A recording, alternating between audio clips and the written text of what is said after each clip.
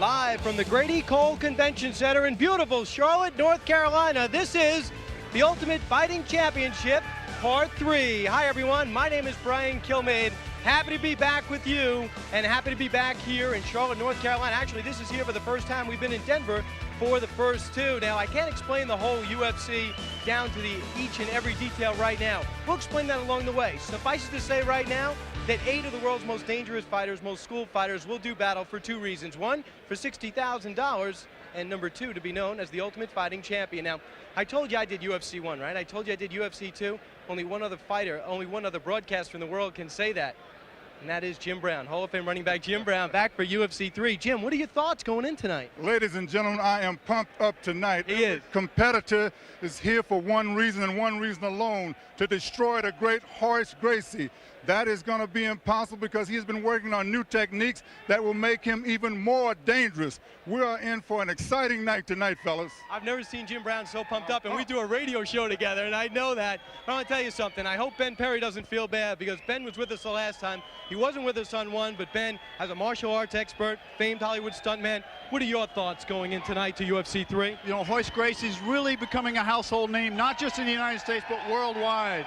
And it's unbelievable, thanks to his older brother, Rorion, to have the vision to bring their father, Elio's dream, Gracie Jiu-Jitsu, to the United States. Brian, this event has become what we all knew that it would. The only true test in the world today for the Ultimate Fighter. Yeah, we have 8 great fighters. I don't know how it's going to turn out. I can tell you where they're going to fight, and it's in the octagon. Let's take a look at the octagon. It's like no other. If you saw us in Denver, it's the same thing. We picked up the service, changed it up a little bit, and I'll tell you, this is one of the most unique things to this whole entire event. Another thing I have to tell you about are the laws of the octagon, because there are a few of them. There are no rounds. Now, Jim, why no rounds? There were one in UFC 1. In a real fight, you don't have rounds. When you fight on the street, you have to fight.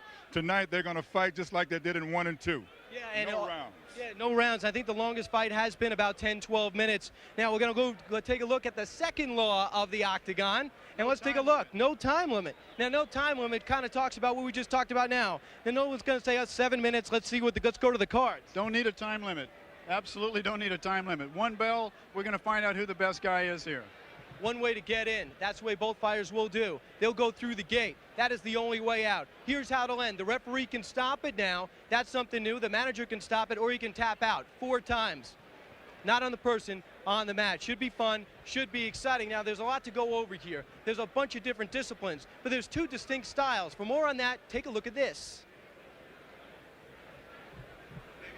The Ultimate Fighting Championship is the first open-style martial arts tournament of its kind in the world. After 2 competitions, 24 fighters trained in 19 different styles have battled in no-rules combat. While each fighter is trained in a unique style, the reality of the octagon tends to divide the competitors into 2 broad categories: punchers versus grapplers. The punchers include karate, taekwondo, gung fu, Thai and Western boxing, and others. Punchers refer not only to hand strikes, but to kicking, knee, and elbow techniques as well. The punching arts favor the martial artist gifted with superior speed, reach, and power. Using footwork and timing, the puncher takes on the enemy only when he spots an opening. The clinch is a puncher's worst nightmare because it puts an opponent right inside his defense zone. Trapped in close, the puncher finds his best techniques smothered. This leaves him vulnerable to a throw or takedown. In contrast, the grappling arts, such as judo, jiu-jitsu, sumo, sambo, and Greco-Roman wrestling, require a fighter to make quick contact with his opponent. The grappler uses leverage and body mechanics to counter his enemy's balance and strength. Takedowns, throws, choking, and joint locks are the grappler's tools. A nasty choke or joint lock puts an opponent away for good. The grappler is most vulnerable during his entry. To reach his enemy, he must put himself briefly within the puncher's most lethal range. The nature of real combat makes it impossible to call either approach a lock on victory. It's far more certain to say that the fighter trained in both strategies stands the best chance of surviving and winning in the Ultimate Fighting Championship. Well, now you heard it. Great job over there telling you what to expect tonight. Let's learn about the fighters, guys. First off, we have 8 fighters. We know Ken Shamrock, we know Royce Gracie. Let's find out how they fell out in yesterday's blind drawing to find out who will fight who and when. And first off, you see Emmanuel Yarborough, a sumo wrestler / judo, and Keith Hackney, Kempo Kung Fu. Not very interesting fight here, Jim. You were talking about this. Emmanuel Yarborough, 616 pounds. Yes, you're actually talking about the size of a man against the quickness of another man. There'll be techniques against size and strength. I tell you, until you see Mr. Yarborough, you're not going to believe it. Right after that, whenever that fight ends, Ken Shamrock and Chris Leininger will take to the octagon. Two great fighters. Many people, Ben, are pointing to this fight as the key fight in the whole first round. We know about Ken Shamrock, and we know about Chris Leininger, too. He's been in Brazil training some of the Brazilian jiu-jitsu techniques similar to the Gracie style. We'll see what happens. I think it'll be the best fight of the night. Yeah, that should be interesting. I personally think so, too. Now, I talked to Royce Gracie earlier. He said, Brian, keep an eye on this. Roland Payne and Harold Howard, Muay Thai boxing, and Harold Howard, karate. Big time attitude here. Mr. Payne is a Muay Thai guy. We're going to see a real action-packed thing. I think it'll go to the ground. I think Harold will take him to the mat pretty quickly. All right, and finally closing out the first round, the man we've been talking about, the man you've been hearing about, he's become a pretty famous guy, Jim. Royce Gracie takes on Kimo. Now, it's not like we didn't have room for the last name. We would have put it in, but there is no last name when it comes to Kimo. He's from Hawaii, a bit of a question mark. But a street fighter, a guy that's very tough. He looks great. He's 240. He's got muscles. He has an attitude. And he has one of those things in the back of his head that scares me to death. Oh, he's got the little ponytail. Yes. Yeah. So we're going to see Kimo. He's actually a layman preacher. Did I say that right? Yes, you did. A layman did. minister, actually. He is. He goes around the world spreading the word 6 months of the year. He's really brought it with him tonight. All right, check this out. Look, you have Royce Gracie. He wins UFC 1. Royce Gracie wins UFC 2. Now, I rode over here in the limo with him. Ben, you tell me about this. I don't even think I had a chance to tell you this. He is so relaxed. It's almost like a little kid at shopping in a mall today. He's just unbelievable. He has so much confidence that it's just a total calmness in his awareness. It's really fascinating to see. Most of the other fighters are really keyed up. Actually, their managers, it seemed like, were just as keyed up as the fighters were. And Jim, but you know, that might not work for him because you can never tell what a fighter is going to do until he's in the ring. He can be relaxed and go in flat. So don't let that fool you guys. We've seen Royce turn that on and off very quickly, going in and out of the ring before. So we can look to see that again tonight. He might be smiling right now, but when he gets into the ring, you'll see that face change. He'll bring that game face with him.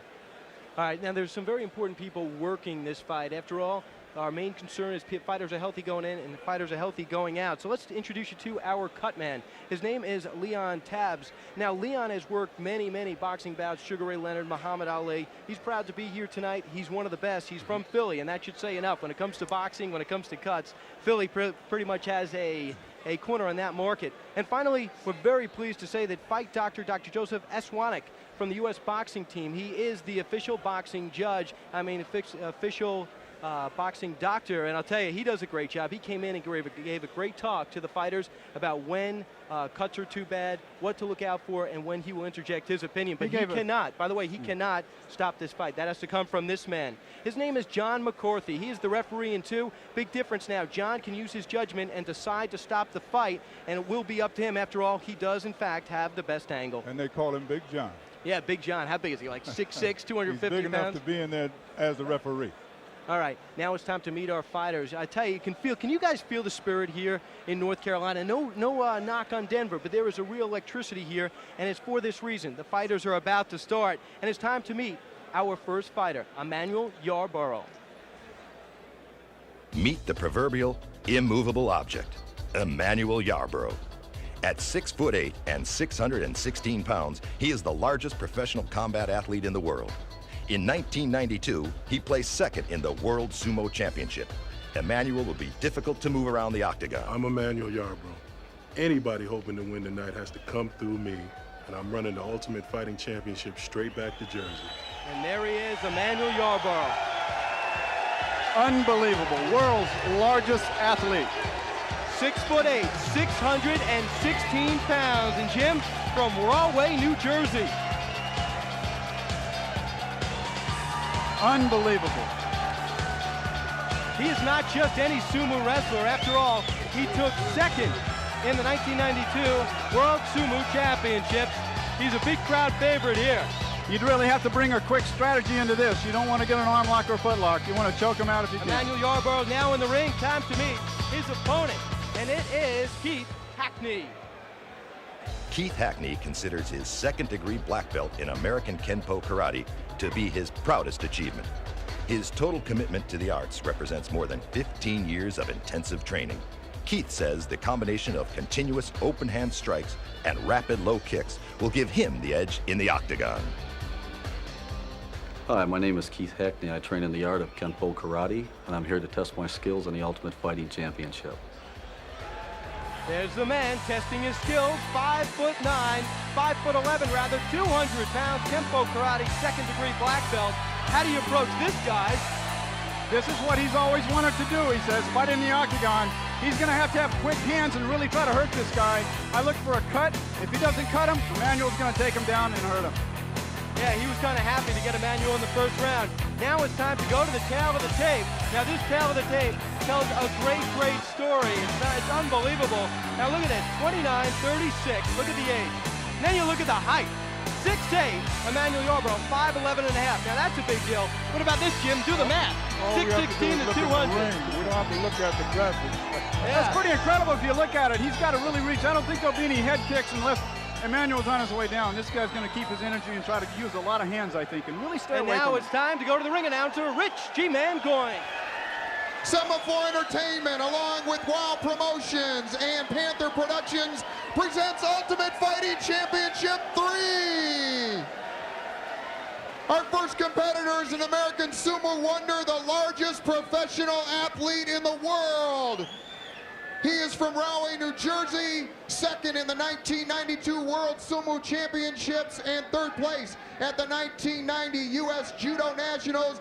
Please welcome 6'8", 618-pound Emmanuel Yarbrough.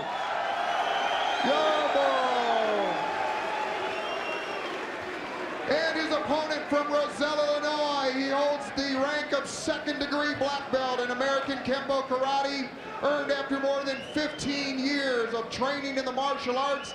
5'11", weighing 200 pounds, fighting out of the red corner, an amateur boxing record of 12-0, 11 by KO. Please welcome Keith Hackney.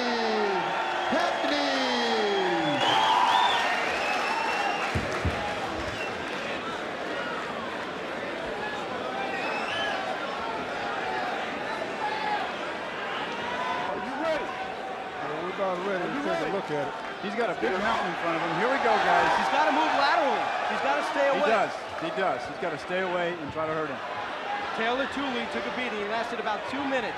Get Gerard Gordeau in UFC 1. That was the last sumo guy. Emmanuel gets hit. He's down. Here he goes. Going to a And now he's on top of Scott. Keith is taking it bad. Got to be quick. He's got to be quick. He should get out of there. He's got to get out of the corner.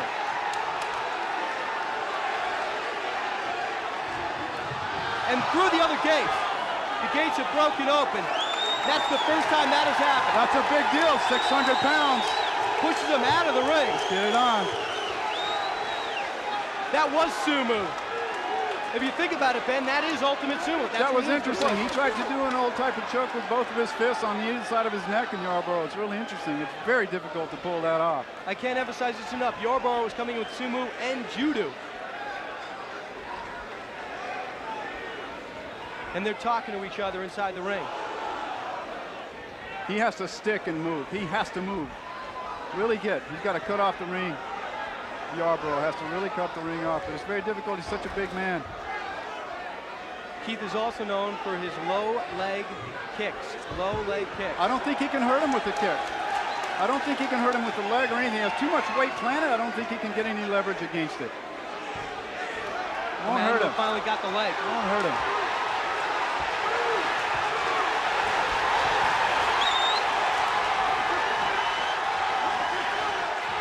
It's all Keith Hackney. Emmanuel just covering up. Keep in mind, a corner can stop it with the towel. The referee can stop it. Keith desperately trying to take out Emmanuel. He doesn't have any chokeholds, Ben. It's obvious. He doesn't have any submission holds. He's trying to wear him down. He's trying to wear him down. Emmanuel. He just gave in. Emmanuel just tapped out. A big man like that, it's very difficult for him to be agile on the ground, as you've noticed. Yeah. It was a series of rights and lefts, Jim, and it didn't look like anything fancy. Got him on the ground and simply beat him. It's a matter of agility. The lack of agility nullifies all size. Now you have to hear the official announcement. Emmanuel Yarborough gets $1,000 for his effort. Keith Hackney moves on into the semifinals where he will make at least $5,000. He advances. Keith Hackney, who is so calm, so cool, so collected, has advanced. And he beat a bigger man again. Sumu once again goes down. And I'll tell you, it looked like Emmanuel was gaining confidence as that bout was going on. He was just seemed so out of touch with being on the ground, Jim, and being out of control. It was a new environment for him. Let's go to the replay one more time of Emmanuel actually hitting the canvas. Now here they are standing straight up. Emmanuel looks very confident. It's simply a wild right. This happened very early on in the fight. Emmanuel gets hit with his first punch, goes down. Unbelievable. Were you expecting this to happen? No, not in the least bit. I thought I would be able to mount the offense, and just wasn't able to put it together. You know what? It was Never incredible. been hit flush before. It's absolutely incredible. The way you sat there, you were taking it, and it was just almost like you couldn't get up. That was part of the strategy, was to take some abuse, but you can only go but so far. Emmanuel, you're a true champion for getting in the octagon. It was a real treat to have you here. You got a big heart. It was great seeing you fight. It's really you're a real true asset to the art. It's great having you here. Thank you. Back to you, Brian. Let's go to a replay right here. Here is Keith just teeing off. Emmanuel is virtually helpless. Now he goes down to the ground. He's going to try to withstand the pain, but he's simply in an environment he's not used to being in. Yeah. No agility on the floor, no agility standing up. What you saw, I think Emmanuel's only chance was early on when he got a hold of him. This is the hit that really sent him into submission. What's interesting here is the agility of a big man on the ground. There's so much weight there. It's very difficult for him to be agile or quick enough, because it's just really incredible. I anticipated him to like pick him away if he could, but I thought Emmanuel had him over there earlier when he had him down. He really worked out, he wiggled out of it. One thing I couldn't believe, first time we've ever seen someone go flying into the octagon wall and having a gate open up. How strong is this man, Emmanuel Yarborough? Actually, he does cut his teeth here, and he does make some news. He's not strong enough, obviously. All right, it's time to move on to our next match. Who will face Keith Hackney? And this is a great, great match. Time to meet a man that's been here before at UFC. He was in UFC 1. He broke his wrist in UFC 2. It kept him out. Now he's back for UFC 3. A lot of people are expecting a lot, so let's meet Ken Shamrock. Consistently ranked the #1 shoot fighter by the Japanese Pancrase Association, Ken Shamrock is a lethal submissions fighter. After losing his semi-final match to champion Royce Gracie in the UFC 1, Ken was hungry for a rematch. His 6-foot, 210-pound frame is equally dangerous in a standing match or on the ground. Ken loves to work the leg, so keep an eye out for those joint locks. Hi, I'm Ken Shamrock. I lost in the Ultimate Fighting Championship 1. I'm here in the Ultimate Fighting Championship 3 to redeem my performance. First match at the Ultimate Ken's a Fight great asset to this art Championship also. He's a great guy. He's got a great movie career ahead of him if he keeps that face. How successful is he in Japan? We're talking about this guy's got a video game named after him. He has his own cartoon over there. He's a legend. You walk down the street with Ken Shamrock in Japan, it's like walking down New York Street with Joe Namath or Michael Jackson. It's very interesting. He's wearing shoes, Ben. Jim, he's wearing shoes, which means he cannot kick. That's right. He's telling everyone he will not kick. He wants the traction. Well, he wants to get down on the ground anyway. He wants to get on the mat. Yeah. Well, I'll tell you, let's meet his opponent, who also wouldn't mind getting on the ground. His name is Christoph Leininger. Judo is Christoph Leininger's fighting style, and he's one of the nation's best. A second-degree black belt, Christoph is the #2 ranked 86-kilogram judoka in America. He has been the Arizona State champion more than 10 times and has been a member of the U.S. Nationals team for 10 years. 6 feet tall and 190 pounds, Christoph will be lethal in any clinching situation. Hello, my name is Christoph Leininger. I'm a native Arizonan. I am a U.S. judo player. I'm ranked #2 in the country right now, and I'm here to win the UFC. And if he's going to do it, he's going to have to go through Ken Shamrock. There's Christoph Leininger. Does he look focused? Jim, I think this may be a surprise. I think it's going to go to the floor immediately because both of them want that. So we'll see what happens here because they're both agile on the floor. Ken's wearing those shoes so that he has leverage. This floor is a little bit slippery if you get moisture on your feet from perspiration. So he chose that for a reason. Okay. Yeah. Everyone was pointing to this match. These are two people that are great top and bottom fighters. Let's go to the tail of the tape on these two men. Ken Shamrock, Christoph Leininger, both are around that 30 years old, still in the prime of their lives. Height 6 foot, dead even, 215, 190 for Leininger. And then, of course, Lockford, California, Scottsdale, Arizona. Looks pretty even. What about the gi? The gi could play a key role in this fight. It could play a key role in this fight. I think he's using it to keep any moisture off of him. He can also use it to his advantage. Okay, for the introductions, let's go to the ring announcer. Ladies and gentlemen, our second match of the evening. Please welcome, out of the blue corner, ranked number 2 in the world by Japanese Pancrase Association in the deadly art of shoot fighting. He's 30 years old, from Lockford, California, is called back to the octagon by public demand after losing an exciting semifinal match to champion Royce Gracie in the first Ultimate Fighting Championship. He is 6'2" and 210 pounds with a record of 45-5. Bring the luck of the Irish to Ken Wayne Shamrock. Shamrock.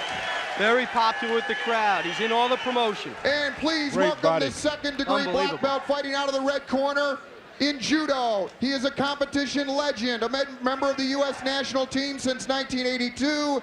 He has been the Arizona State champion more than 10 times, a gold medalist at both the U.S. International Open in '87 and the Coup de Paris in '83. Ranked number 2 in the 86-kilogram judoka in the U.S., 34 years old, 5'10", Christoph Leininger. That's a legitimately worn belt. He didn't wash that in Clorox and drag it behind a truck. Yeah, this guy is very feared. He's looking forward to this. Both these men extremely intense, to say the least. This could be one of the best fights you see all night long. You ready? Are you ready? John McCarthy giving the final warnings. Here goes a clinch. Here goes a clinch.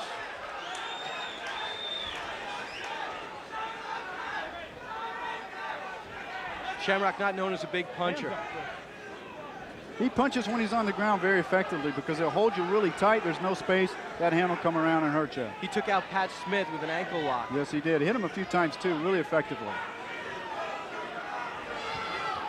There won't be a lot of punches in this, I don't think. I think they're just strategizing, trying to find the right way. It's an art to shoot in on your opponent. Here we go. Shamrock keeping him back with the hands. Here we go. And look at this. He waits for him to shoot in. Shamrock on top of him. He knows so many submission holds at any moment it could be over.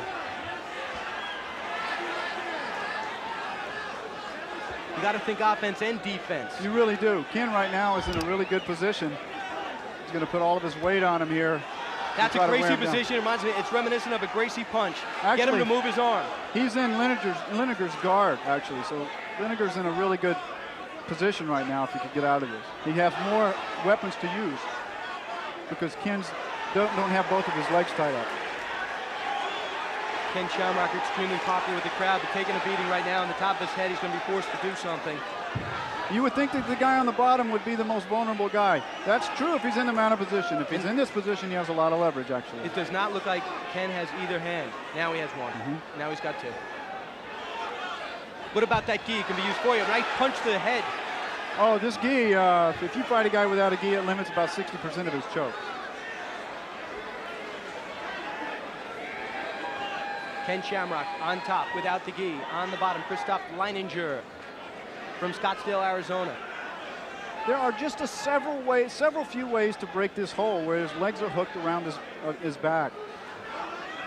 Hey, Jim, are they jawing at each other? Can you see from your angle? I don't think they're doing the jawing, big guy. Yes, he's getting into position for headbutts, yes. And there's one back to you, he said. This is turning into the battle we all thought it would be. These guys don't want to fight a long time here. They want to get this over as fast as they can. There are a lot of fights left tonight. Second bout, Ultimate Fighting Championship. First one won by Keith Hacknett. You're looking at the second one tonight. There'll be 4 elimination bouts, then move on to the semifinals. These guys are both schooled on the ground and have spent a lot of time doing this. And this is a chess game. Use absolutely their weight against each other, and it's just a little chess game from side to side. These little punches and all aren't designed to knock anyone out. They're just designed to get the guy's leverage against them, to make him move or extend an arm so he could go for an arm lock or some other move. Here we go. He's passing the guard. There's been some movement. Yep. He's going for a triangle. He slipped out of the triangle.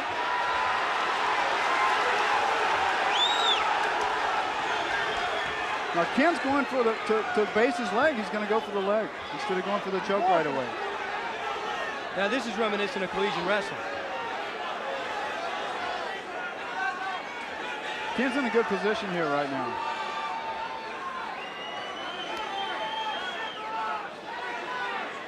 I think both men are extremely fit, so if you're thinking one's going to conk out, yes, you don't want to be having your back exposed like that. The guy can really hurt you. You want to be on your side if you're on the bottom, and you have to be pinned in like that. You want to be on your side.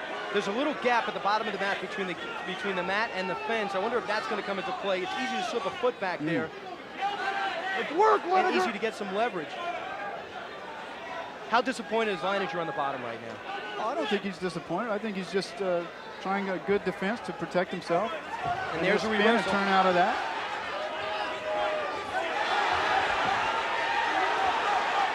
Watch your mat. I tell you, this crowd here in Charlotte is simply frenzied. Out the back door. Out the back door. Find him out. Punches are thrown, and also thinking 2 or 3 moves ahead.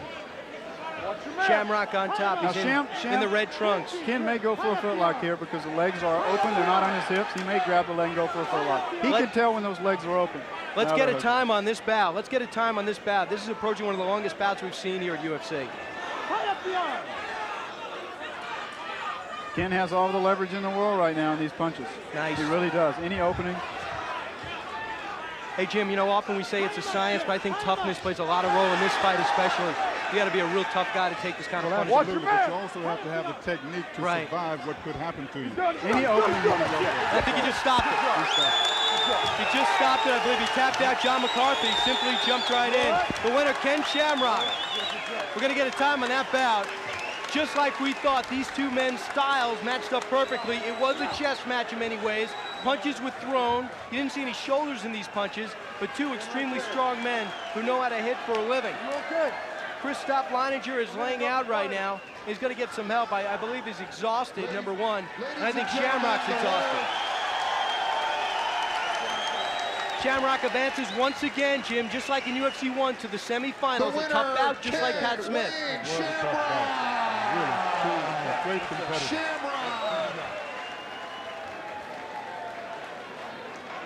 He's got to feel pleased. The monkey's off his back. What about the pressure of everyone pitting you against Royce Gracie in the finals before you fought one bout? He was a wanted man in that press conference. Well, that's absolutely right. You see, this bout should have taken a lot out of him. Yeah. And he has another bout before he has a chance to get the horse if everything works out right. Look at him watching Ken Shamrock on top of Christoph Leininger. Some of the last moments of the bout. And here's another angle on Ken Shamrock. And here's the tap out. We didn't see it from this angle. Let's see it right here. McCarthy, the referee, in constant contact. That is 4 distinct times. It's over. It's over. The referee's right on it. It's unbelievable. Now we have Keith Hackett in one bracket. We are set. Ken Shamrock in the other semifinal bracket. When you talk about both fighters, who do you think is more exhausted? Who put out more energy in the first fight? They were both two grueling fights. They were both grueling fights. I think it's just up in the air. It depends on who gets a second win faster. Is this rest going to help? It all depends on the fighters and his adrenaline, and where he is. Absolutely. One semifinal bracket is set. Another one has yet to be fought for. For that, let's go to Roland Payne. A native son of Charlotte, North Carolina, Roland Payne is a Muay Thai kickboxing terror. He boasts a bare-knuckle record of 27-0, 24 by knockout. At 5'9" and 205 pounds, Roland Payne is aptly named because that's what he deals out to his opponents. My name's Roland, and I plan on introducing my opponents to some good old local Carolina pain. There he is, the smallest man in this competition. Roland Payne, he's the local hero from Charlotte, North Carolina. He will face a tough customer in Harold Howard, but this man is focused. Devastating elbows and knees. He's a Muay Thai practitioner, punishing guy. Watch these inside techniques. Muay Thai boxer, shins of steel. He says he likes getting hit. Is that possible? He likes getting hit? Well, I think so. Once he gets tagged, I think he gets into Jim can answer that better than I can. Yeah, he likes getting hit. Time to meet another man who, ironically enough, says, I like getting hit too. His name is Harold Howard. Harold Howard has won the Canadian Heavyweight Karate Championship 3 times and the Canadian Heavyweight Jiu-Jitsu Championship twice. He holds 2nd and 3rd degree black belts in Chitu-Ryu and Goju-Ryu Karate, and is also a 3rd degree in Jiu-Jitsu Kai. A skilled puncher and kicker, watch out for his standing techniques. My name is Harold Clarence Howard. I'm representing Canada and Niagara Falls in the Ultimate Fighting Challenge. We have a saying back home that if you're coming on, come on. And here he is. He is coming on. That's not a put on. He means it. Now this is a Gracie train. We're used to seeing this with Hoist Gracie, all his brothers.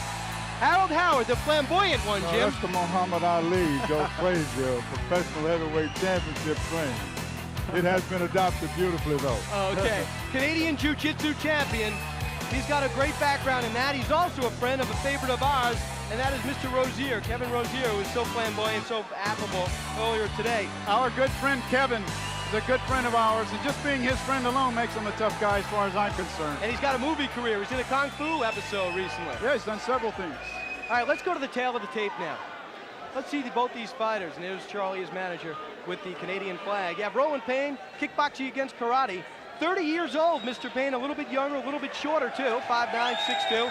Harold Howard with the advantage in weight. 1 from Charlotte, North Carolina, that's Mr. Payne. Mr. Howard from Ontario, Canada. There at 4, you saw the Canadian flag. And look at the eyes right now on Harold Howard as he returns to the match. And let's go to the Octagon announcer, Rich G-Man Goins. Ontario, Canada sends us our next competitor out of the red corner, holding multiple black belts in Chito-Ryu and Goju-Ryu Karate and Jiu-Jitsu Kai. He has twice won the Canadian World Heavyweight Jiu-Jitsu Championship, 3-time Canadian Heavyweight Karate Champion, 6'2", 230-pound Harold Howard. And please welcome out of the blue corner, 26 years old, certified in Muay Thai kickboxing through the World Headquarters Academy of Martial Arts. He holds a 3rd degree in black belt combat karate. He has a professional record of 27-0, 24 by KO, a native of Charlotte, North Carolina. Please welcome Roland Payne. Watch for the techniques of the Muay Thai fighter to be a little more crisp on the inside. I think Harold will be a little more unorthodox. Let's check it out here. Are you ready? Harold Howard is simply so reminiscent of John Matuzak, if you ask me. He reminds me of John Matuzak. He favors him quite a lot. There's the punch to the head. He's a low kicker, and he goes down. They grapple quick. What a recovery by Payne. Yeah, he what a popped recovery. up really quick. Really came up quickly. The bigger man is on his back right now. Rowan Payne is reversed. That was a great arm escape, elbow escape. He's suplex. And over the top, a double reverse. Uh-oh. Those are the shins of steel. They're going right into his ribs.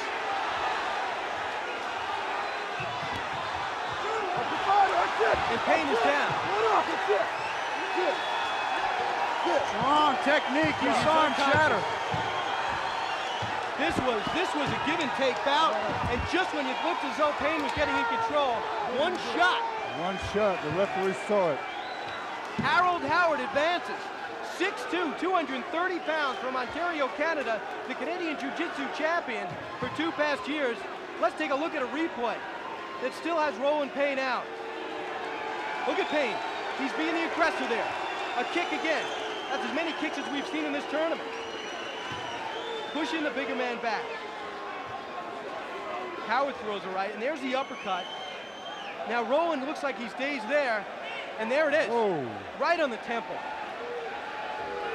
Referee John McCarthy jumps in right away. It's a good thing, though. Rowan Payne, the hometown guy, was tapping out. For more, let's go to Ben Perry. And we're not going to go right now because Harold Howard has elected to go back. Check this out. Ben, as you rejoin us at this, it looked like he was out on the way down. You know what? He never stopped his intensity from the time the thing started. No one had an absolute hold on either one of them. They were so quick when the initial move started that they spun out. It was a great fight. It was an excellent fight. The heart of those two men were unbelievable. They went after it. And very good technique. And every single, the closest weapon to the other person at any one given time was delivered. I'm very impressed with these guys, both of them. Both are so very tough. And I'll tell you, Royce Gracie, you see Gary Busey, famed Hollywood actor Gary Busey over there in the corner. The strength of Howard seems, you know what? unbelievable. It's a straight right hand. That's the hand we saw him break that cement bag. That was a cement bag that he hit and broke. Well, on his feature. Well, you really think he broke that bag? I know he broke that bag. I saw him break another bag just a few seconds ago. Now that was the one I saw. I think Rowan Payne is sure that he broke that bag right now because it's amazing to have that kind of power in your forearms and in your shins when it comes to Rowan Payne. Time to look at our final bout in the quarterfinal round. This is the last of the qualifying round. Who will face Harold Howard in that punch? It'll be this man, two-time defending champion, who has to beat Kimo first. His name is Royce Gracie. Let's get an up-close look at Royce Gracie. A fourth-degree black belt in the art of Brazilian Jiu-Jitsu, Royce Gracie is the undefeated Ultimate Fighting Champion, a title which has earned him more than $110,000 in prize money. At only 176 pounds, he is again the lightest competitor in the tournament, but that hasn't stopped him so far. A master grappler, expect Royce to take his opponents to the ground, where he can apply his devastating chokes and joint locks. Hi, I'm Royce Gracie, and I'm back to defend my title as the Ultimate Fighting Champion. And there's the train I referred to, the Gracie train. Rorion's son leading the way. There's the Grandmaster himself, Helio Gracie, behind him. There's Helson, the older brother. All these guys are deadly. There's no question about it. The whole clan is there. Royce right there. Royce extremely loose on the way up. I talked about it in my open. That's a lot of family to beat, Brian. He goes in, not only all these fighters go in representing their art and themselves. Here, he represents his family's art and himself. That's the Royce move we see, the way he saunters across the mat. It's his unique style. He's ready to go. Now here's a guy that's ready to meet him. His name is Kimo. Like the biblical Samson and David before him, Kimo believes he is a warrior in the service of the Lord and has dedicated his efforts in the octagon to his faith. This third-degree black belt in the art of Taekwondo is a practicing minister who travels 6 months out of the year preaching the gospel. At 6'2" and 240 pounds, with an incredible 5% level of body fat, this phenomenally conditioned fighter plans to administer a little chemotherapy to his opponents tonight. My name is Kimo Leopoldo. I'm originally from Hawaii. I'm fighting out of Huntington Beach, California. My purpose here is to bring the gospel of Jesus Christ throughout the whole world.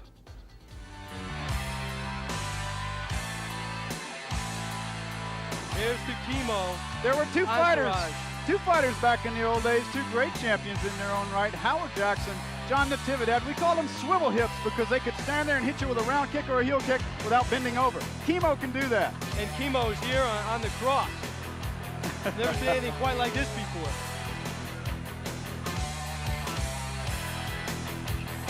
Kimo is the type of fighter we understand. It's where he got his money, he got his reputation fighting in the streets, like Charles Bronson in hard times. When I say he goes around the world 6 months of the year spreading the word, this is what I mean. He is definitely on a mission. Royce is just fixated on Kimo as he enters the ring. Kimo, a fine physical specimen with a very distinctive tattoo. Very, very unique individual. He's bringing a lot of things with him. Yes, he does. Yes, he does. A lot of props. Oh, yes, sir. We're about to get underway with the final bout in our qualifying round. For the fighter introductions, as he makes his way into the ring, is Rich G-Man Goins. Ladies and gentlemen, our fourth preliminary bout. Please welcome out of the red corner, a practicing minister, 26 years old. He's a native of Hawaii, preaching the gospel and perfecting the art of Taekwondo. a third-degree black belt, 6'2", 250 pounds. Please welcome Kimo. And please welcome back our 28-year-old two-time defending champion from Rio de Janeiro, Brazil. Fighting out of the blue corner, 6'1", 176 pounds. He has won over $110,000 with a record of 58-1. The undisputed Ultimate Fighting Champion, Royce Gracie. Royce Gracie has a following here. Everyone knows who he is. He's done the interviews. He's got a hit video in UFC 2. And he's finally getting some of the acclaim he deserves. And they're about to mix it up now. And he's got a lot of talent. You won't see the intensity that came from the other fighters. You'll see a very strategic guy here. You saw a kick by Royce. This is the longest we've seen him standing up. He doesn't want to go to the ground. Kimo's really fighting to not go to the ground. The strength on Kimo is incredible. And there's the Go! Go!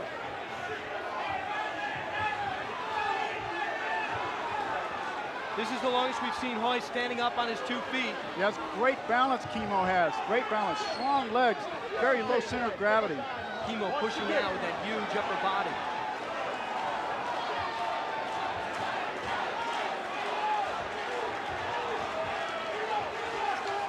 In all the bouts that Royce has had, he's only fought a total of 10 minutes, maybe closer to 11, but that's all that Royce's been in the ring.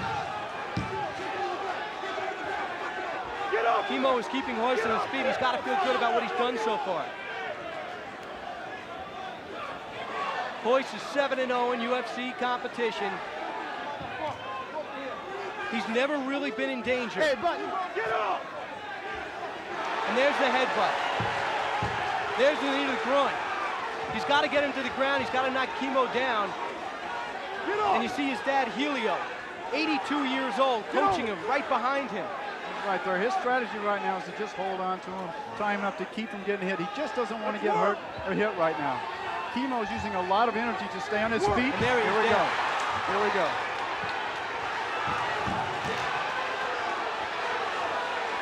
Kimo on top. This is okay. Royce will roll out on his side here. Royce will just use his elbows and roll out. He'll spin if he can to try to turn. Kimo's trying to get hooks into the leg so he can maintain that position. Kimo says he's been working extensively on grappling. Yes, deal with the man who's been doing it all his life. Let's see how much he can pick up. Watch Royce just slide out of this technique.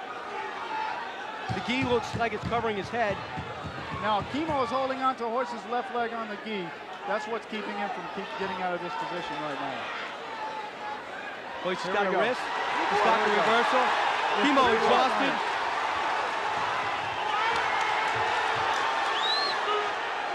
Both men showing great endurance. Royce protecting his face with his right arm. Royce Gracie's in a battle here. There's no question about it. Yes, he is in a battle. And his gi is virtually off.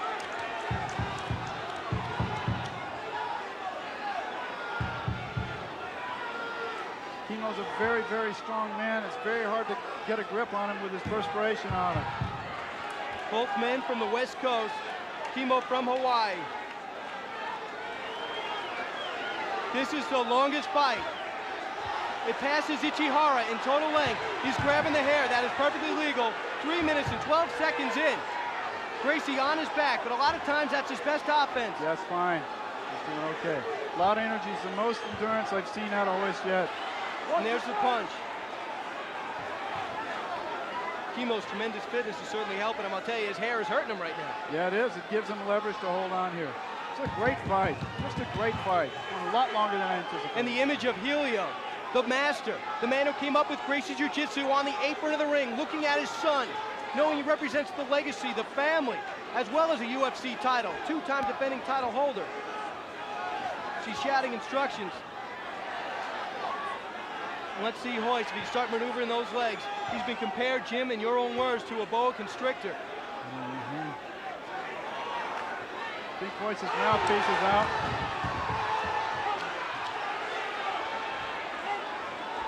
Royce, it looks like he's got some scrapes on He his might forehead. go for a suplex here if he can get his weight on him. Royce should just sit down and put all his weight so he can't lift him off the ground here. Yes.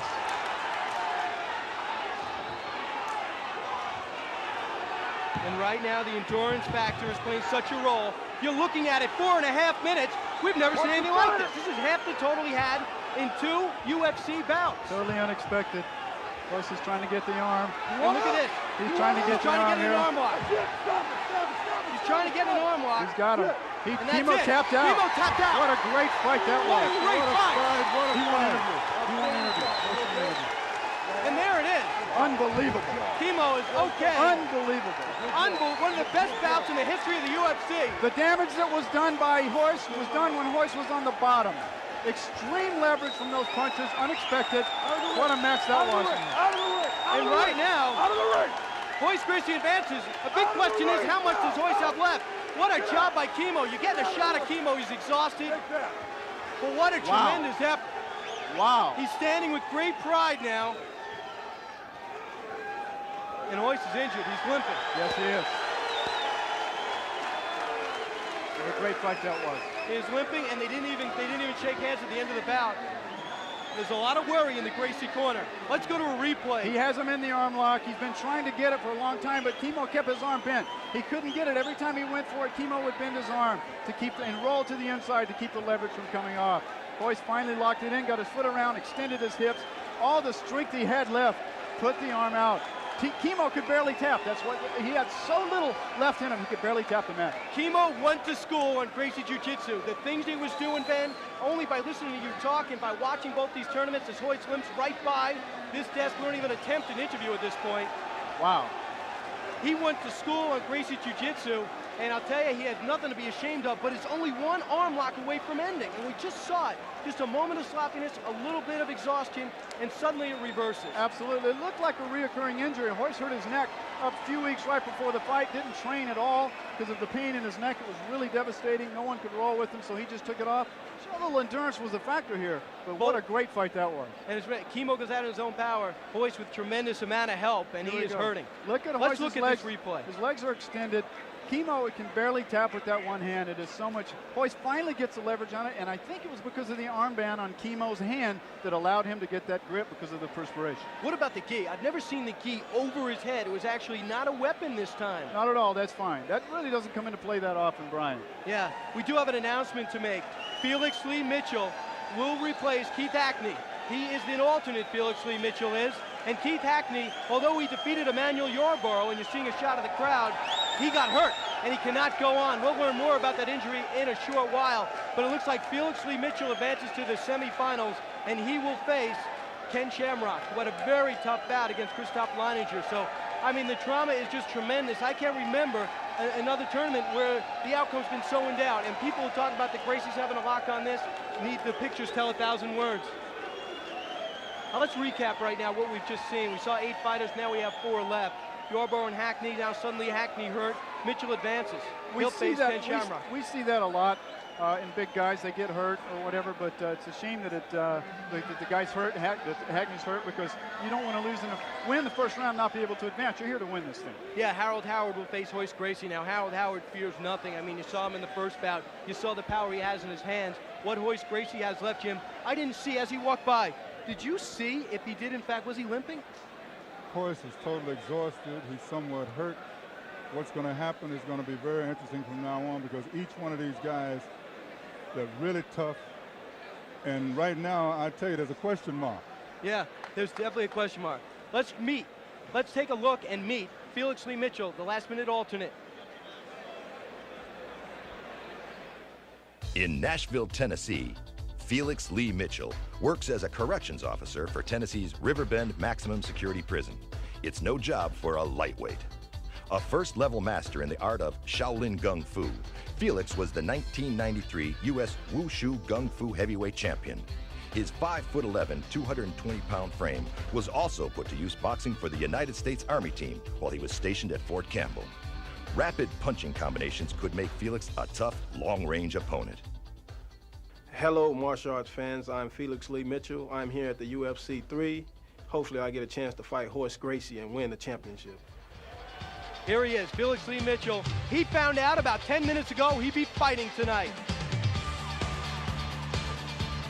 Felix shook my hand earlier today and almost broke it, so I advised him to shake his opponent's hand so that his opponent wouldn't be able to hit him with the right hand. 28 years old, 5'11", 220 pounds, a great guy. I had a chance to meet him this week. Shaolin Kung Fu is his discipline, and he's going to need everything he can and more against Ken Shamrock, a master shoot fighter. So there's Felix Lee Mitchell, and he's wearing gloves. He's wearing gloves. That's something else to keep in mind. I don't know if they're working his mittens or if you can in fact see those fingers.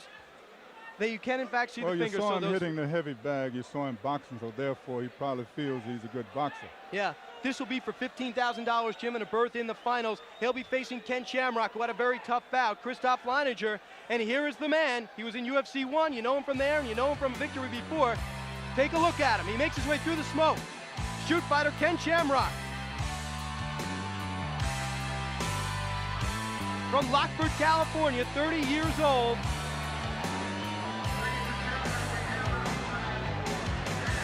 Ken Shamrock, when I asked him earlier, you all heard him, he said he saved the choke for Royce. He may get that chance. We'll see tonight here. Little background on this guy. Of course, there'll be no kicks like before because he is wearing shoes. I guarantee you a lot of fighters right now are pumped up because of that last match with Royce. They got another little burst of energy, so Ken's one of them. Yeah, Ken has changed his shorts. He's got an American flag on his yellow trunks, preparing to take Felix Lee Mitchell, who I think is electing to take off his gloves. He's electing to take off his gloves to take on Ken Shamrock. Let's go to a tail of the tape on these two great fighters. This will be for a berth in the finals. Ken Shamrock, Felix Mitchell. Age, you can throw it out. Height, you can throw it out. Weight, virtually even. One from Lockford, California, one from Nashville, Tennessee. Two very determined young men. Hey, they've been staying on the same floor in rooms right adjacent to each other all week. I think experience, Jim, is the key here. Ring sense, ring time. Ken has that. I think so. I think Ken is going to deal with this one a lot. It's time to start the semifinals, and to do that, let's go for the introductions and go to none other than Octagon announcer Rich G-Man Goins.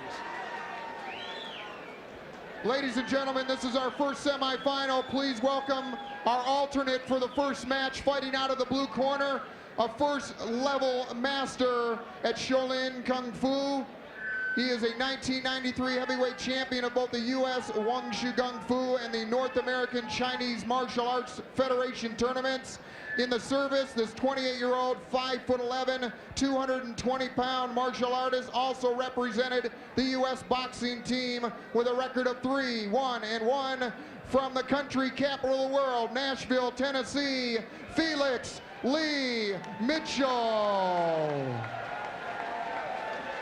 And please welcome back his opponent, a first-round winner, a master at the deadly art of shoot fighting, from Lockford, California, with a record of 45-5 out of the red corner, Ken Wayne Shamrock. People here in Charlotte, these fighters, Jim, a man after your own heart, a corrections officer. You do so much work in the prisons. Here's a guy. He's got an art, he's got a discipline, and he's deciding to put it to work. Brian, I don't think that's going to help him. Yeah. He's probably spending too much time guarding those inmates. Hands up in the air.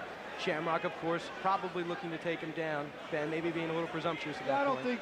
think Ken wants to go to the ground. He doesn't want to fight him. He doesn't want to get hurt or get hit or whatever. He wants to take him down and finish him off if he can.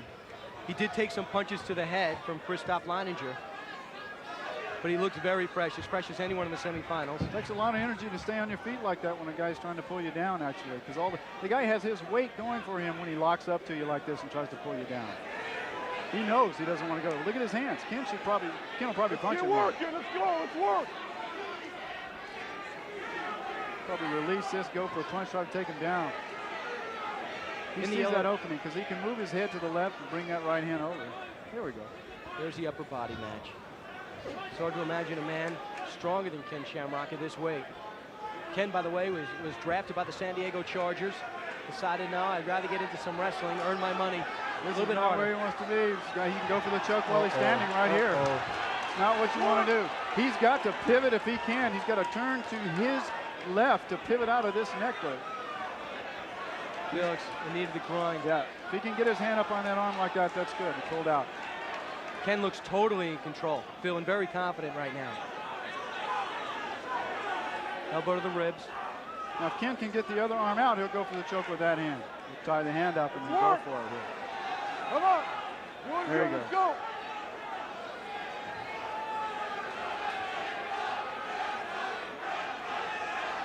Crowd starting to chant, Shamrock, Shamrock. So there are quite a few favorites here. With Rowan Payne, the local boy out of the competition, they've kind of adopted Mr. Shamrock. It's very warm in here tonight, so the normal grabs on someone, they really don't work as quickly. And that tape really lets a person grab as hard as he can right there because it doesn't slip so far. So There's no biting. There's no eye gouges. But if they're done, you're not disqualified. You're fined $1,000, and that goes to the man you did that's it right. to. Per incident, $1,000 per incident. Felix has withstood the storm, at least standing up. We'll see if Ken feels he can do anything more standing up and tries to take him down. I think Ken will crank this up now. I don't think he wants to do this all night. I don't think he can crank it up. I think the stamina that he exuded last fight is telling right now. Yeah. Looking at semifinal action, Ken Shamrock has won. He has beaten Christoph Leininger to get here. Felix Lee Mitchell, a last-minute substitution when winner Keith Hackney could not go on. There's that right hand I was speaking of earlier because Ken has his head just enough space in there he can release really quickly, and because he has the left hand tied up with Felix, he can't block that hand.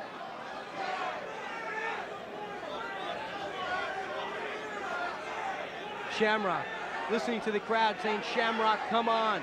But I'll tell you, Felix Lee Mitchell might have a strategy going here.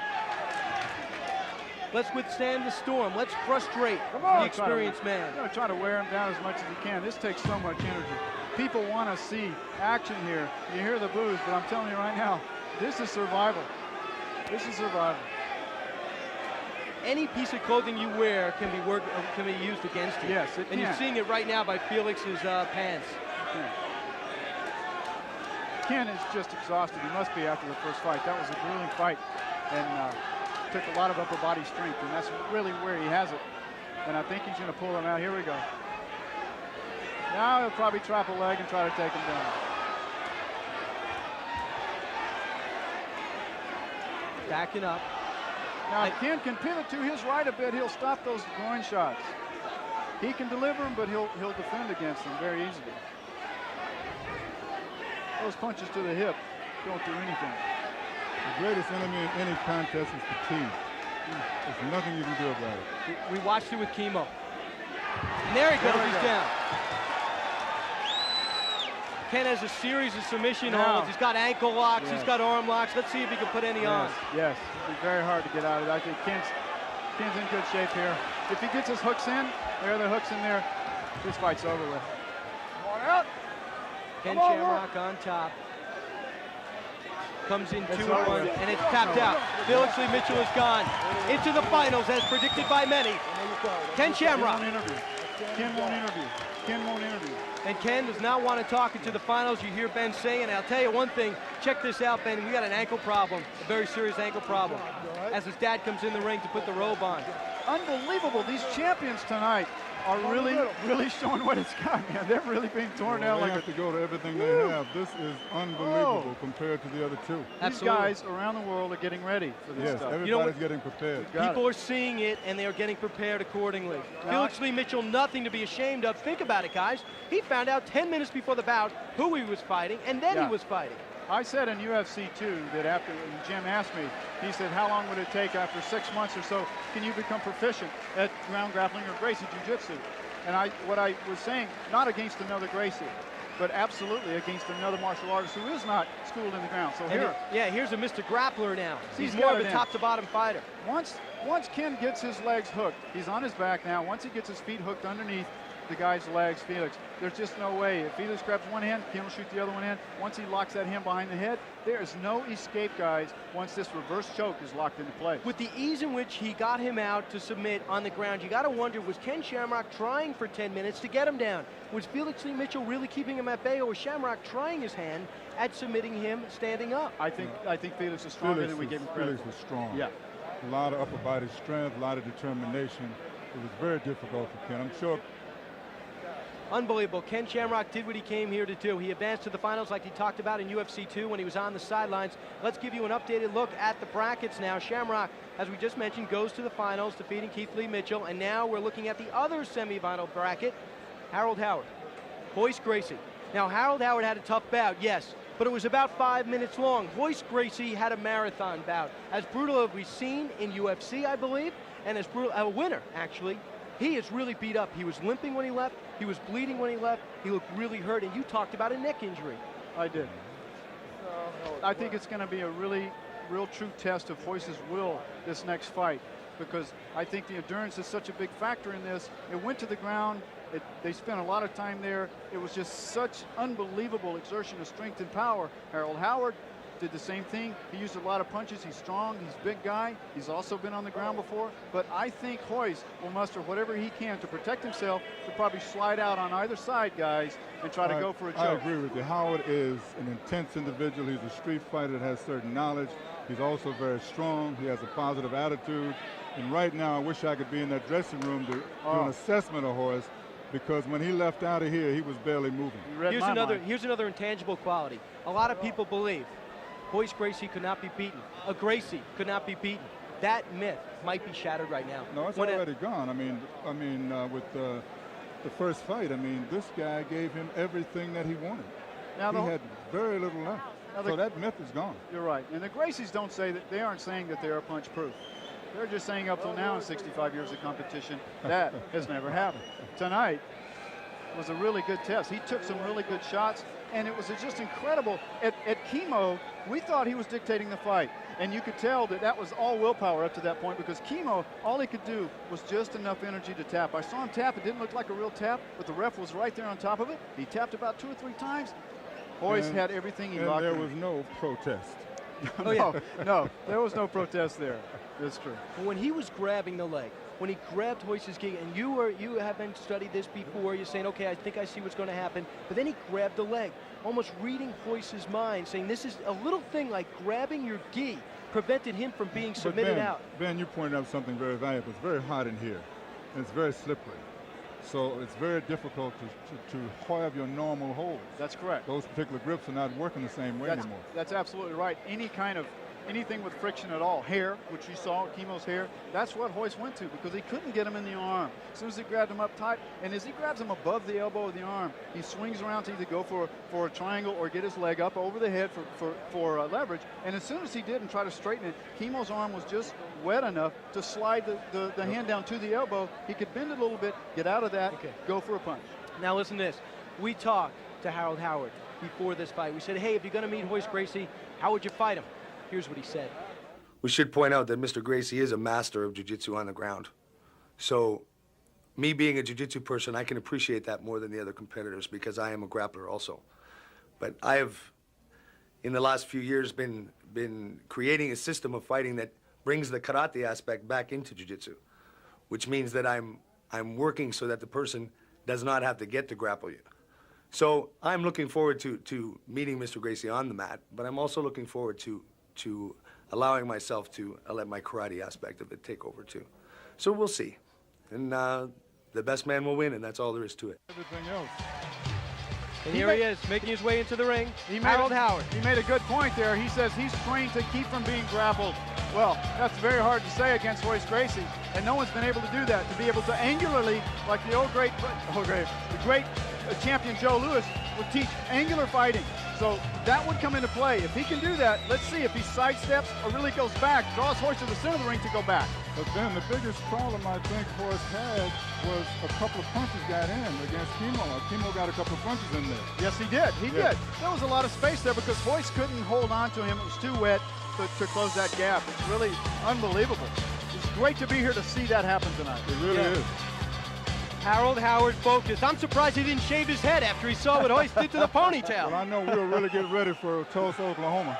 Oh, yeah, Tulsa, Oklahoma. December 16th. December 16th. That's right. Harold Howard talks to the audience so people know what Harold can do. Shattered cement, took out their local man. They're willing to forget Roland Payne to get here. Good luck. And he is preparing right now to meet This man, two-time UFC winner, Royce Gracie, 1 and 2, and Royce Gracie, it should be the first shot we get of him should be the most telling, because he left bloody, he left limping, he left hurt. All the attention in the world right now is wanting to see what Royce looks like now coming out of here. I don't see a towel going in. Here he comes. Here he comes. I guarantee you, he's bringing everything he has with him right now. That was an unbelievable fight before. There's the whole Gracie clan. Rorion Gracie's son in the lead. He has a cut under the eye. Royce Gracie has a great family. Royce Gracie has a great tradition. Royce Gracie has a great legacy, but right now it is just Royce and only Royce. You're seeing. Let's take a look at both men. The tail of the tape tells a lot. 27, 36, difference in age, but you look at the height, about even. 180, 230 pounds. I've never seen Royce look like this. This is really incredible. You're seeing the spirit of a warrior here. The crowd is electric. The crowd is electric. Not cheering, not booing, just talking. There's a feeling in the air that something big could happen today. Harold Howard bouncing in the corner. Harold is saying, let me see if I can take advantage of this right now. He's bouncing around. He looks fresh. And you know Howard wanted Royce. Yeah, he did. He made that known at the press conference. Wow. All right, now it's time for the semifinal introductions. There's Back Rich from G-Man Ontario, going. Canada, the Canadian World Heavyweight Jiu-Jitsu Champion and 3-time Canadian Heavyweight Karate Champion, 6'2", 230-pound Harold Howard. And his opponent, once again, the 2-time defending Ultimate Fighting Champion, 6'1", 176 pounds, a master of Gracie Jiu-Jitsu, Royce Gracie.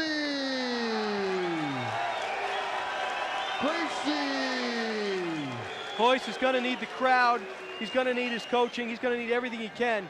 His shoulder's bothering him. Something else going on. They're doing a lot of... John McCarthy is making his way over to Harold Howard. He might have a shoulder problem, I believe. Royce, I think we could be looking at a disqualification. They're taking a look. The towel is in. Harold Howard has won. Royce Gracie is out of the competition. Unbelievable. That's all right. His injuries from the bout with chemo has eliminated Royce from the competition. Unbelievable. Into the finals goes Harold Howard. Outrageous.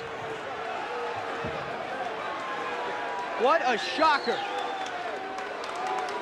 Well, it's not a shocker right now because after the other fight with chemo, and watching him go back to that room, you have to know. You knew Royce was hurt. Yes. He could have a broken arm or a dislocated, whatever. I mean, he had a vicious cut there. We don't know yet, but I guarantee you, Royce was hurt big time for him not to be able to fight. It's just unbelievable. Truly unbelievable. First time ever. Royce has been eliminated from a UFC bout. We saw him blow through 4 bouts in UFC 2, 3 in UFC 1, and then John McCarthy knew something was up when he made his way into the ring. Chemo now hops into the ring to take credit for the victory, but he lost. Wow.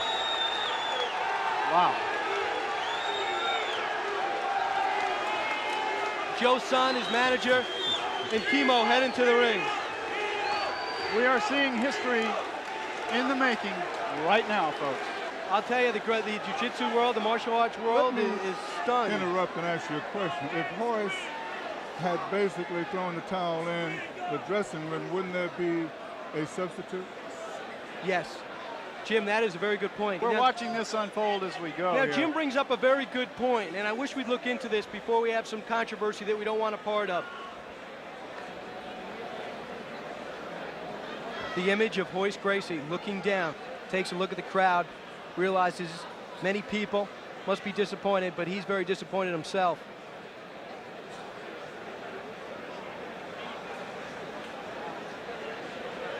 It looked like he was saying, Jim, I don't know if I could fight. Tell you, just the electricity in this arena here at the Grady Cole Center is incredible here in Charlotte, North Carolina. We're seeing something right now that we didn't expect to see. One, we had an alternate in Steve Jenham, and we're wondering if he's going to get a chance to fight in this one, like Felix Lee Mitchell fought, because Felix Lee Mitchell had to substitute for Keith Hackney. Now we're going to look at Chemo. Kimo is a guy that everyone's going to be talking about for years to come. He came into the ring, he celebrated after he was already out. Now that's him on the apron of the ring.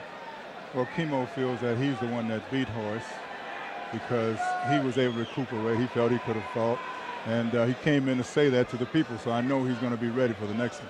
You know what's interesting, Jim? In the martial arts community and in anyone who's become a UFC fan, and it has gotten a tremendous base of fans from people from the videos on, he's a legend. No one's going to forget Kimo and what he did, because not many people knew anything about him. I like to relay a conversation I relayed back to you. I went up to him at the press conference, and I went up to his manager, and I said, can you tell me about him? Is he happier on the ground? Is he looking to slug it out up top? Can't say anything. Can't say anything. You will see. You will see. I was told by people on the inside to expect a Charles Bronson type fight, not a guy looking to submit, a guy looking to beat his fighter into submission. So I looked at that as the perfect victim for Gracie Jiu-Jitsu. It certainly didn't turn out like that, but something to keep in mind. As hurt as Royce was, he still got him in an arm lock and got him to submit. Well, that's all good, but when you're able to punch anybody, you can take away all of their skills. And this guy, Kimo, was able to punch Horace. Also, he had tremendous strength and a certain amount of knowledge, which did not allow Horace to do the normal things. And what we're looking at are these highlights. The first shot here with the big right hand, I kind of thought he maybe knocked him out the way he fell, but it certainly didn't hurt him. I think he gave up eventually after being hit in the face so many times. Safe to say that when a man 616 pounds gets in the ring, anyone who's fighting, it makes it the most intriguing match of the night. Yes. Well, the thing he has to do is when it falls, he has to be able to pick it up. Yes, he does. And you that's realize 600 pounds that he has to pick up and big, move around. Big target to hit also. Much more area to hit. So. He only hit the head, though. And I guess Keith Hackney did break his hand on this one because he was unable to look at him swinging the arm like a club. Can you detect something there, Ben? Yeah, it looks like he broke his hand. You know, also the mouthpiece that's worn by the fighters isn't to protect their teeth. It's to protect the actual hand or the knuckles or skin from the person hitting them because a human bite can be more poisonous than an animal. Ken Shamrock and Christoph Leininger. Shamrock on top here. Both said, hey, I'll grapple. You want to grapple? I'll go on the ground. I thought this would be a really good fight, one of the best of the night. It ended up being, I think, Kimo and Royce, actually. But this fight went a long, long time. I think the leverage of the fence kept Mr. Leininger from being able to go anywhere. And Ken used that for his advantage. I asked him about the choke when he went to the back. And like I said earlier, it's just, he says, I'll save that for Royce. He won't need it tonight. Now let's take a look at the third fight in the qualifying round. That was a straight left hand, just a jab that I was surprised even scored. It took him back. But again, guys, we're not using gloves here, and these are real fights. If he had wrapped his legs around his waist there, I think he would have ended that fight right there. Went a little bit long. He really drove that knee into the side of his face. What about the thought patterns of Roland Payne getting thrown on the ground and having the presence of mind to grab the legs and bring Harold Howard to the ground? Yeah, I know. Look at this. Look at this. He finished him right there. Strong punches. The biggest news. It happened right here. We knew something would be different, Jim. You mentioned they bring a lot of props. And they're still bringing them. And I don't know what to say about it. This is Kimo. This was the WWF segment of our evening tonight, it seems like. You know? This is Joe Son, his manager in front. This is Kimo making his way into the ring. I can't say that I knew about this. I was a little shocked, but he is a lay minister, and he does quote scripture every chance he gets. He is everywhere. Every person he speaks to, whenever he's sitting for any minute, he does it. And this is no prop so much as it is the real thing. He means it. Suddenly we're about to start. It's a grueling, grueling fight. Couldn't get him down early. This was the scene, the most telling scene of the night. Royce is hurt. Well, I think we have one more telling scene. Ken Shamrock, I think, is out. It looks like Ken Shamrock is indeed out of the competition. He cannot go on. We do not know what that injury is, but we do have two alternates at every UFC. The second one is Steve Jenham. There are certain conditions in the UFC pertaining to alternates when they come into the ring and when they don't. Right now, we're going to see that. Ken Shamrock is out. Harold Howard is going to fight an alternate. We're getting that information now. Now it's time to meet a man that is the second alternate. He's Steve Jenham. Let's take a look. A uniformed officer with the Omaha, Nebraska Police Department, Steve Jenham is not your typical cop. He's a third-degree black belt in the art Toga Koreru Ninjitsu. Don't count on seeing his 5'10" and 215-pound frame standing square in the octagon. His ninjitsu style relies heavily on combination striking, intricate takedowns, and joint manipulation. Hi, I'm Steve Jenham, a police officer from Omaha, Nebraska, and I'm here to bust the Ultimate Fighting Champion. Here he is, making his way through for the first time tonight, and in the finals, a shot at $60,000. Saw him hitting the bag. He's got a great left hook, comes right out of the slot, up and over.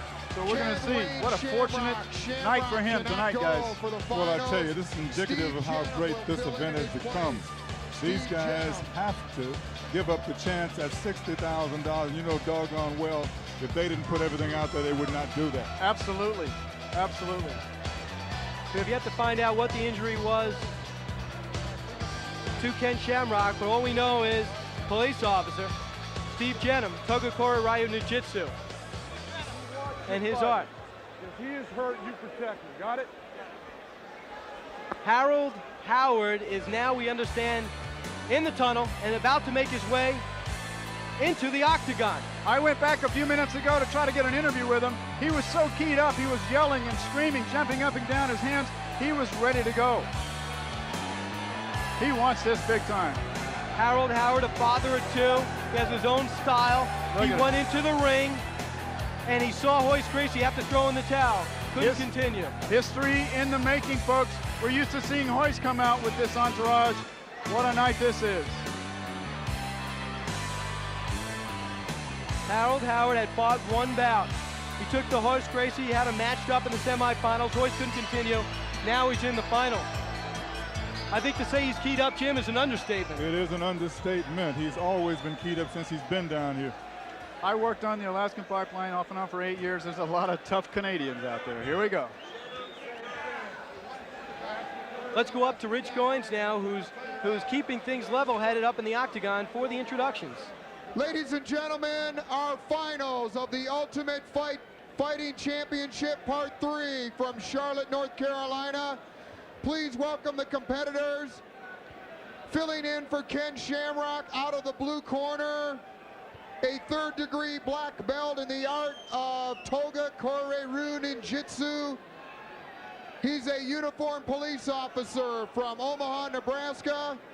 5'10", 215 pounds, Steve Jenham.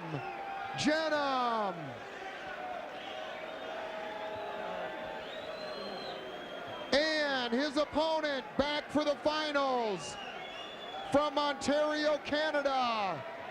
A black belt, a Canadian World Heavyweight Champion in Jiu-Jitsu, and 3-time Canadian Heavyweight Karate Champion. 6'2", 230-pound Harold Howard.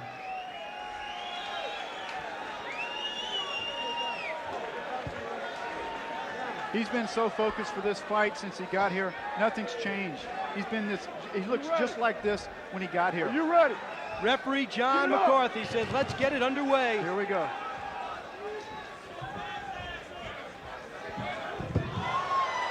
A little bit of acrobatics. Lead right hand. Straight right hand. That hurt. That hurt, Steve. Duck the punch. He's going for the ground. Hey. That hand was enough for Jenham to know I got to get this guy in the ground. Jenham took that shot. That was a big right hand. That was a type of shot to put Roland Payne out of this competition. Jenham should sweep him, yes, to take him down to break that hole. He should reach up and pull that hand down to pull that off his neck. He can do it. The only way to end this. Only way, he should get both his legs around his waist. This can go a while. If he can get his other leg, his right leg out. If Howard can get his right leg out and around his waist and put this pressure on it, this fight will be over. You haven't seen him off his feet. Yeah. Now Steve will try to get that right leg out of there. Jenham kept his cool. Many people would not have kept his cool, and suddenly it's reversed. Surprised he went that way. Good move. Jenham's bleeding from that first punch. Yeah, he hit him. Jenham is one tough character. Look at this. In years. Jenham is fresh. He comes out of the wing. He should save his strength. He should punch when he can punch. Yes. Referee John McCarthy keeping a close eye on him. Unbelievable. And it's it. Alternate wins the Ultimate Fighting Championship. An alternate win. Steve Jenham has won $60,000. He is the Ultimate Fighting Champion. His the first time in 3 UFC bouts that we have an alternate win it all. Come on out here, tough man. Come on out here, tough man. He is ecstatic, and Jim, what guts he took after he took that blow to keep his cool. Walk around there, Joe. The Nebraska policeman is the UFC champion. He's the creative and innovative martial arts strategy. It's a combat system. He did it himself. And look at the respect between the two fighters. Harold Howard embraces him. Come on out here. Good job. You're a tough man. Ben Perry is working his way up into the crowd. Turn it around, to turn present it the around, check. turn it around. Shake his hand, good job. Outstanding Well, job. I'll tell you something, Brian. When we see him again, he's going to be in trouble. Yeah, he's going to be a marked He should man. enjoy this. Yeah. What can you say about Steve Jenum? When he took that right hand, a lesser man might have said, hey, Kay, that's not enough. Steve Jenum was actually leaving the ring. Jimmy was leaving the ring without getting his money. That's intensity. And you carried it all the way through the end of the fight. Well, I told you if it worked, it worked. And it didn't, I didn't. So in the end, it didn't. I love your children. I love your wife, and I believe it or not, I love my family too. It's unbelievable. Just a true champion. It's just super. It's a great fight. It's a really good fight. Ben Perry talks to Harold Howard.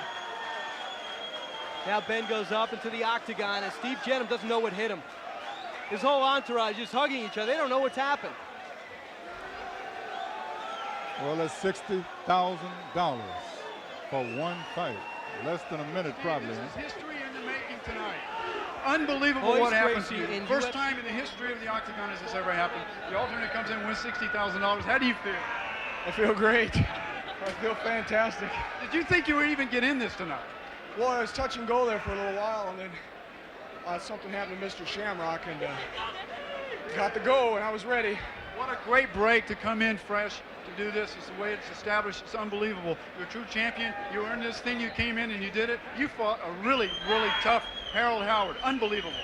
Yeah, he was tough. That was really something else. This is incredible. Brian?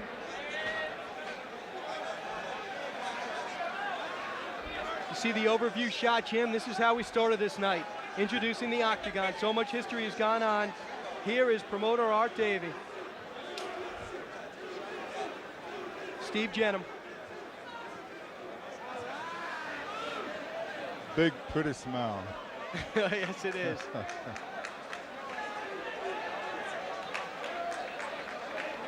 Hey, Jim, let's take a look at how we did it. Yes, sir. Harold Howard lands the lead. It was a good punch. Steps in, and then the takedown. You could see the look in Harold's eyes. He couldn't believe he was going back. That's right. Got that hand freeze. Got the position outside of his legs, which you should never let them do. Howard should have those legs around his waist to get that momentum. And you can only take so many of those punches. Here's another angle. 7 cameras here tonight. Bunch of angles to show you. Here's a great one. There's the absorption of that blow. Okay, I better take you down. You hit a little bit too hard to exchange blows. That's right. And look at Got the cut. the leg over? Oh, yes. Punch right to the face. You see his arms go back for a second. He quickly regained consciousness. Actually, I think Jenum woke him up with another punch. Well, there's no defense there anymore. One of the, what I think is a big improvement of John McCarthy, the referee in this case, being able to stop the fight. He's closest to it. Yes, he's been beautiful tonight. He came in exactly at the right times. Look at that. Look at Jenum saying, okay, you hit me once. I'm not afraid. Steps in. Down he goes.